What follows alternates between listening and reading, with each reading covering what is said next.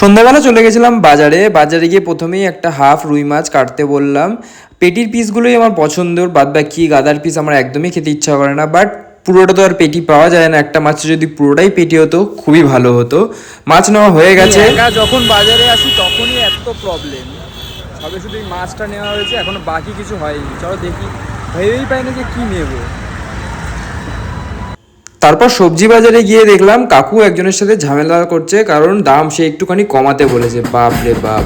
তারপর হচ্ছিল রহড়া বাজারের এদিকে জগদ্ধাত্রী পুজোর ভাসান চলছিল, তো ওটাই দাঁড়িয়ে দেখছিলাম। আর দাঁড়িয়ে দেখতে হচ্ছিল কারণ ওখানটা পুরো ভিড় হয়ে গেছিলো। তো তোমাদেরকেও দেখাই চলো। খুব সুন্দর বাচ্চারা এখানে সেজে গুজে যাচ্ছিল, দেখতে খুবই ভালো লাগে। আমাদের ঘোলাতেও প্রত্যেক বছর খুব সুন্দর করে জগদ্ধাত্রী পুজোর ভাসান হয়। চন্দননগরের ওদিকে তো আর যাওয়া হয় না, অনেকটা দূর বলে, বাট পরের বছর ইচ্ছা আছে যাব। দেখো কত বয়স্ক ঠাকুমা দিদারাও এরকম ঢাক বাজাচ্ছে। এই পুজো আচ্ছা হলেই সবার একটুখানি ভালো হয়, সবার একটুখানি কাজ বাজ হয়। তো যাই হোক, ঠাকুরটা দেখো তোমরা কত সুন্দর লাগছে। মাকে দর্শন করে তারপরে কিছু খাবো, খুব খিদেও পেয়ে গেছে। চলে এসেছি একটা মোমোর দোকানে, এখান থেকে একটুখানি কুড়মুড়ে মোমো খেয়ে রাত্রিবেলা খিচুড়ি দিয়ে পেট পুজো করে শুয়ে পড়েছিলাম। টাটা।